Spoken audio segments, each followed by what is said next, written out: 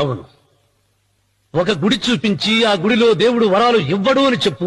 ఆ గుడి మెట్లలో ఒక్క మెట్టు కూడా ఎవడో ఎక్కడ. నైవేద్యం పెడతారన్నావు కదూ, ఎందుకో తెలుసా?